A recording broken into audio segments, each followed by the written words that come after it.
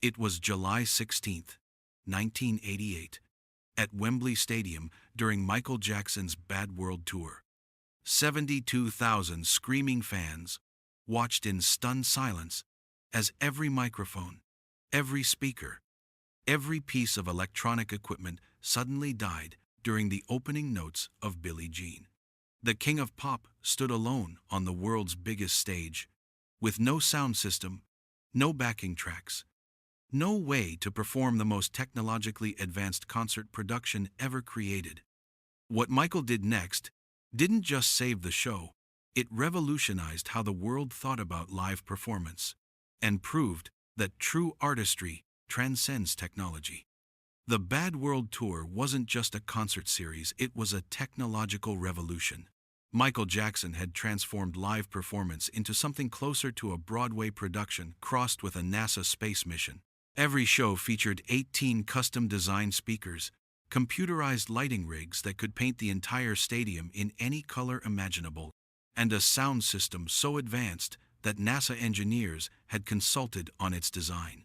The tour carried 60 tons of equipment and required a crew of 120 technicians just to set up each show. July 16, 1988, was supposed to be the crowning achievement of this technological marvel. It was the final Wembley show, the end of a record-breaking 5-night run that had seen Michael perform to over 360,000 people.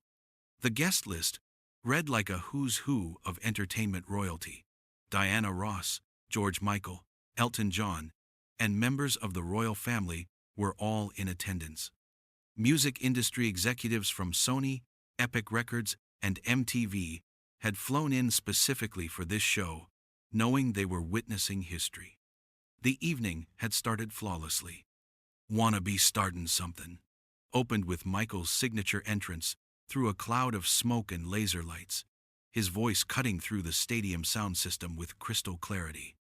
The crowd's energy was electric, 72,000 people moving as one organism, singing along to every word.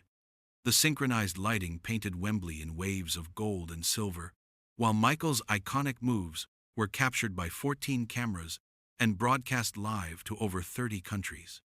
As Michael prepared for Billie Jean, his signature song and the moment every fan had been waiting for, everything was working perfectly. Sound engineer Gary Peterson had personally overseen 3 separate redundancy checks that afternoon. "We had backup systems. For our backup systems," Peterson later recalled, "the sound rig had been tested and retested. Every connection had been verified twice. On paper, what happened next was technically impossible. The stage was set for perfection, but fate had other plans." At exactly 9:47 p.m., as Michael lifted his microphone to begin the opening verse of Billie Jean, a massive power surge ripped through Wembley Stadium's electrical grid. It wasn't just a microphone malfunction or a blown fuse, it was what electrical engineers call a catastrophic system failure. The surge, caused by a lightning strike 3 miles away, sent a wave of electrical overload through every piece of sound equipment in the stadium.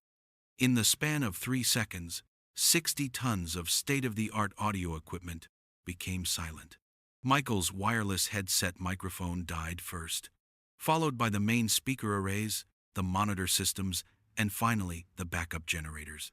Even the lighting rig flickered and dimmed, leaving the stage in an eerie half-light. The computerized soundboard that controlled everything looked like a Christmas tree of red warning lights. Bruce Sweden, the tour's head sound engineer, witnessed what he later called the perfect storm of technical disasters. "I've been doing live sound for 25 years, Sweden recalled. "I've seen equipment failures, power outages, and blown circuits.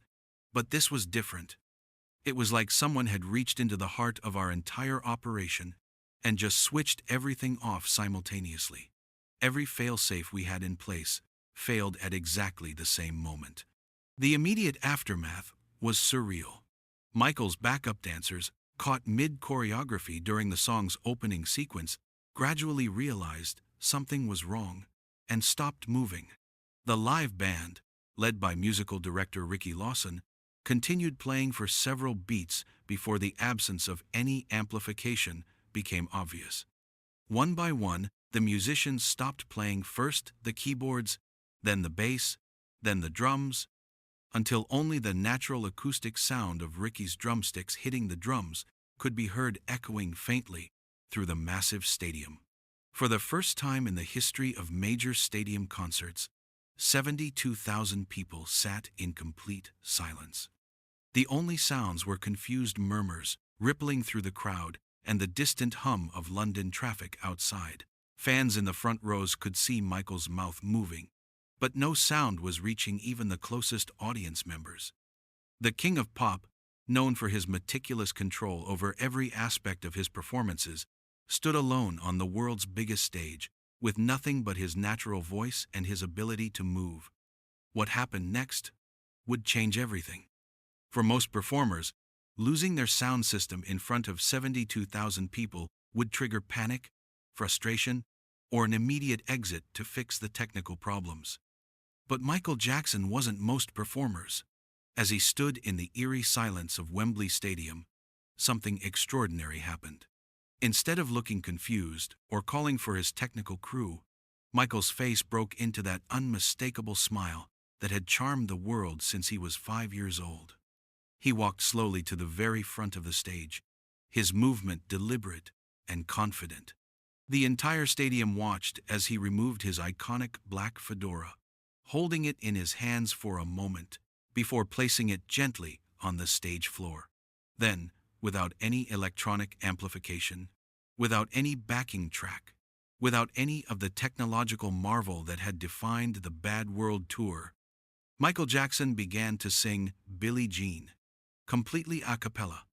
His voice, trained since childhood in the studios of Motown and honed through decades of performance, cut through the silence of Wembley Stadium like a crystal bell. The natural power and clarity that electronic processing had actually been masking was suddenly revealed in all its raw beauty. Fans in the first 20 rows could hear every note, every breath, every subtle vocal inflection that had made Michael's voice one of the most recognizable instruments in popular music. It was like hearing Michael Jackson for the first time, remembered Sarah Mitchell, who was sitting in the 8th row. All those years of listening to his records, and suddenly you realized that the technology had been holding him back, not helping him. His real voice was more powerful, more emotional, more human than anything that had come through those massive speakers. As Michael continued singing, something magical began to happen. The acoustic performance created an intimacy that no amount of technology could replicate. Fans who couldn't hear every word could still feel every emotion. His body language, his facial expressions, the way he moved across the stage, it all became amplified in the absence of electronic sound. The massive stadium suddenly felt like an intimate club where Michael was performing just for them. But Michael wasn't content to simply get through one song acoustically. As he reached the end of Billie Jean, still singing without any amplification, you could see the wheels turning in his mind. The performer who had revolutionized music videos, transformed pop choreography, and redefined what a concert could be was about to invent an entirely new way to connect with an audience. This wasn't going to be damage control, this was going to be innovation born from necessity. What Michael did next had never been attempted in the history of major stadium concerts. Standing at the edge of the stage, he began clapping his hands in the distinctive rhythm of Billie Jean. The sound of his clapping echoed through the silent stadium, and within seconds, the first few rows began clapping along. Michael pointed to different sections of the stadium, encouraging them to join in, and like a wave spreading across the ocean, 72,000 people became the percussion section for one of the most famous songs in popular music. The sound was thunderous. 72,000 people clapping and stomping in unison created a rhythmic foundation more powerful than any drum machine or sound system ever could. Michael conducted this massive human orchestra with gestures, pointing to sections when he wanted them louder, raising his hands to bring in more participants, creating dynamics that turned the entire stadium into a single musical instrument. For Beat It, Michael took the concept even further. He divided Wembley Stadium into 4 sections, teaching each group a different vocal part through hand signals and exaggerated mouth movements. The left side of the stadium handled the bass line, the right side took the melody, while the upper and lower tiers provided rhythm and sound effects. What emerged was a 72,000 voice choir, performing one of the most complex pop songs ever written, with Michael as their conductor. "I stopped being an audience member and became part of the band," said David Chen, who was in the upper tier that night. "Michael wasn't performing for us anymore, we were performing with him. I've been to hundreds of concerts since then, and nothing has ever come close to that feeling of being an essential part of the music instead of just watching someone else make it." Michael's crowd control was masterful. Using nothing but body language, hand signals, and his natural charisma, he guided 72,000 people through complex musical arrangements. He would crouch down to signal the lower sections to sing softer, leap into the air to bring the entire stadium in for a powerful chorus, and use his signature dance moves to cue different vocal parts.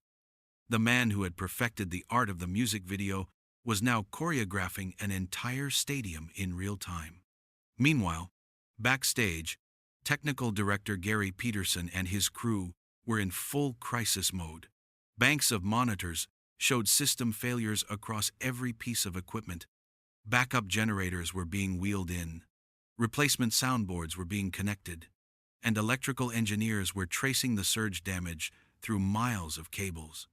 But every time they looked out at the audience, instead of seeing frustrated fans demanding refunds, they saw 72,000 people having the time of their lives, completely absorbed in this unprecedented musical experience that Michael was creating from nothing but pure talent and innovation. Michael quickly realized that while his voice could reach the first 20 rows of Wembley Stadium, the fans in the upper tiers and furthest sections needed a different kind of communication. So he turned to the language he spoke more fluently than any other performer alive: movement. What followed was the most elaborate piece of stadium choreography ever attempted, with Michael using his legendary dance vocabulary to tell stories that transcended the need for amplified sound. For Smooth Criminal, Michael performed an extended dance sequence that lasted nearly 8 minutes, using every signature move in his repertoire. The moonwalk, the anti-gravity lean, the robot, the spin. Each movement was exaggerated and held longer than usual, so that even fans in the furthest reaches of the stadium could see and appreciate the artistry. Meanwhile, the audience provided all the vocal elements, singing the melody, creating the percussion, and even mimicking the instrumental breaks with their voices. But Michael wasn't content to dance alone. Using exaggerated gestures and demonstration, he began teaching simplified versions of his iconic moves to different sections of the stadium. The left side learned a basic moonwalk step, sliding their feet in unison. The right side mastered a simplified version of his signature shoulder pop. The upper tiers worked on his classic head tilt and hat tip combination. What emerged was human choreography on a scale never before imagined: tens of thousands of people moving in synchronized patterns across the massive stadium. It was like being inside a living music video, recalled choreographer Paula Abdul, who was in the audience that night. Michael was directing this massive human dance troupe, and somehow it all worked. People who had never danced before in their lives were moving in perfect synchronization.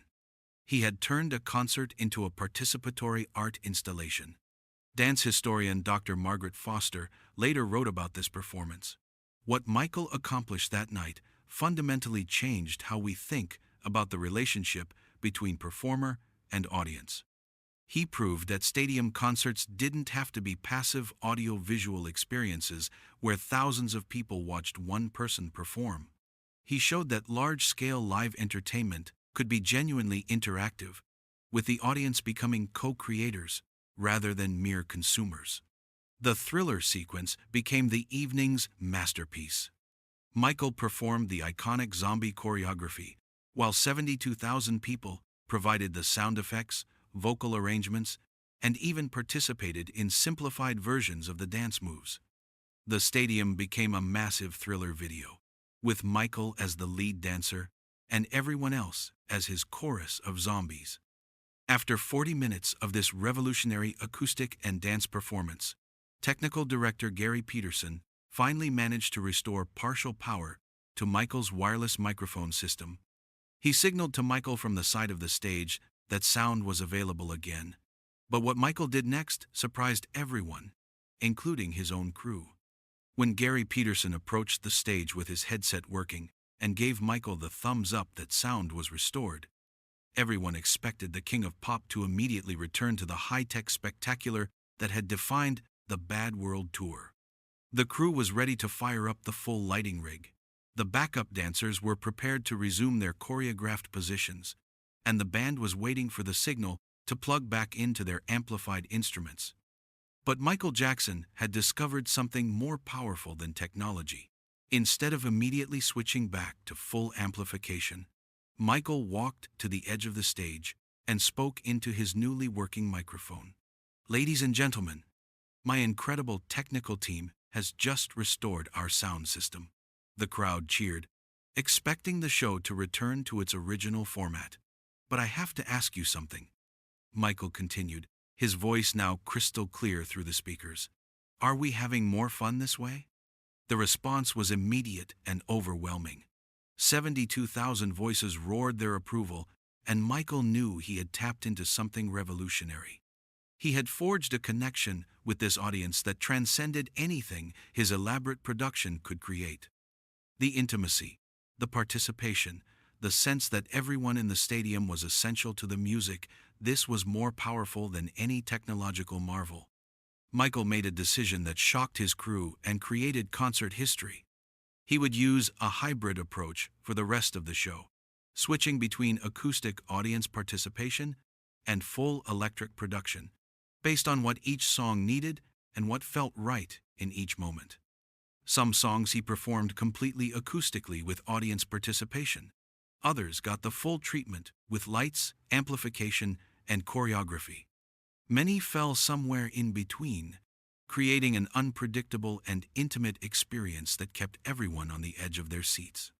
What Michael discovered that night was that technology should serve the music, not the other way around, said concert producer Don Mischer, who witnessed the performance.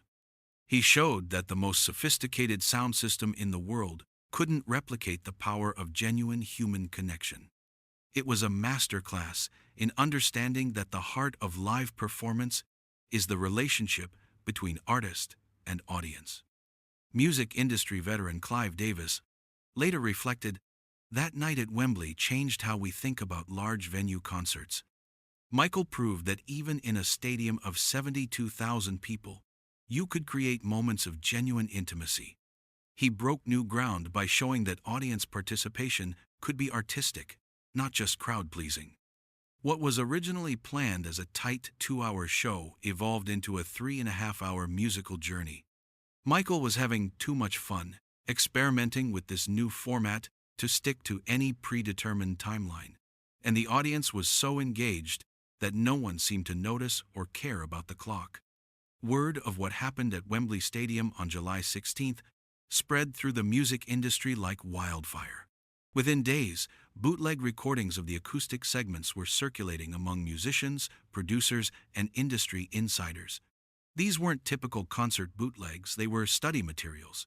Artists wanted to understand how Michael had created such powerful intimacy in such a massive venue. Prince, who was known for his own innovative live performances, reportedly told colleagues, "Michael showed us something we forgot, that the power comes from the artist, not the equipment. When everything stripped away, he still had everything he needed." Madonna, who was planning her own upcoming stadium tour, immediately incorporated audience participation segments into her show design after hearing about the Wembley performance. The influence extended far beyond Michael's contemporaries. Years later, acoustic segments became standard in major stadium shows. Bon Jovi's unplugged stadium performances, U2's intimate moments during massive productions, and even modern artists like Adele's between-song conversations with stadium audiences all trace their lineage back to what Michael discovered that night. Michael accidentally invented what we now call stadium intimacy, explained concert historian Dr. Rebecca Thompson. Before Wembley '88, the industry believed that bigger venues required bigger production values. Michael proved that the opposite could be true, that stripping away technology could actually enhance the connection with a large audience. Michael himself was so inspired by the acoustic experience that he incorporated similar techniques into every remaining show of the Bad World Tour. In Tokyo, he performed an acoustic Man in the Mirror that had 55,000 people singing harmony. In Los Angeles, he turned We Are the World into a massive sing-along that lasted 20 minutes. Each show became an experiment in audience participation and acoustic performance.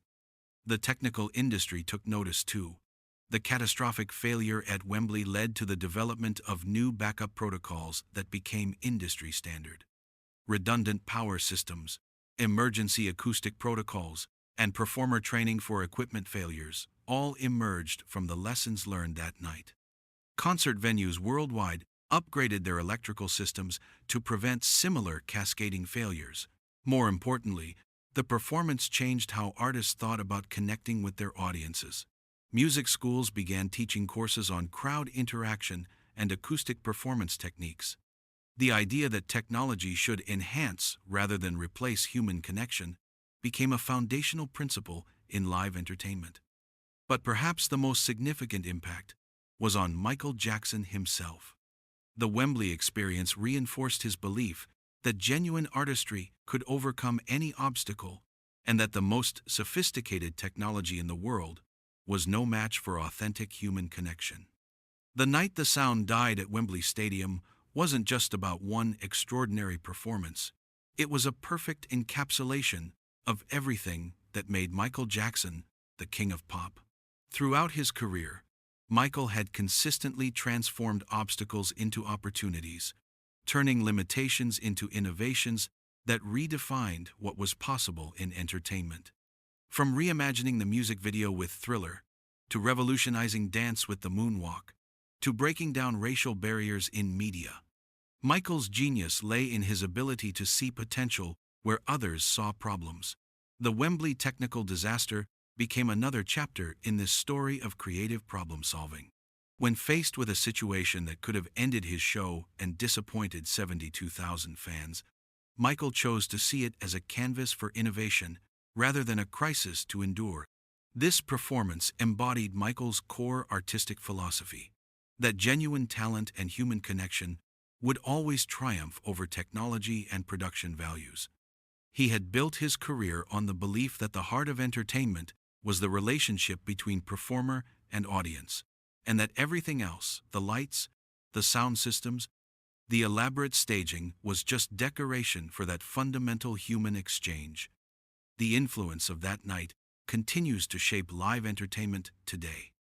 The unplugged movement that became popular in the 1990s, where artists performed acoustic versions of their electric hits, can trace its origins to Michael's forced acoustic performance. Modern artists regularly incorporate audience participation segments into their stadium shows, understanding that making fans part of the performance creates deeper engagement than simply entertaining them passively. Concert designers now plan intimate moments into massive productions, recognizing that even in venues holding 100,000 people, audiences crave personal connection with their favorite artists. The most successful touring acts today understand that technology should amplify human emotion, not replace it, a lesson Michael taught through necessity at Wembley Stadium. But the deeper message of July 16, 1988, extends beyond the music industry. Michael's response to the technical crisis offers a powerful lesson about adaptability, creativity, and the importance of human connection in an increasingly technological world. When our sophisticated systems fail us, whether they're sound systems, computer networks, or communication technologies, We're reminded that our most important capabilities are the ones that don't require external power sources. Michael Jackson showed 72,000 people that night, and millions more through the story that followed, that the most advanced technology we possess is our ability to connect with one another through creativity, emotion, and shared experience. The night the sound died at Wembley became legendary, not because of what went wrong, but because of how Michael transformed what went wrong into something magical. If this story of turning disaster into triumph inspired you, share it with someone who needs to remember the power of adaptability and human connection. Have you ever experienced a moment when everything going wrong led to something unexpectedly wonderful? The magic happens when we choose creativity over panic, connection over technology, and possibility over limitation.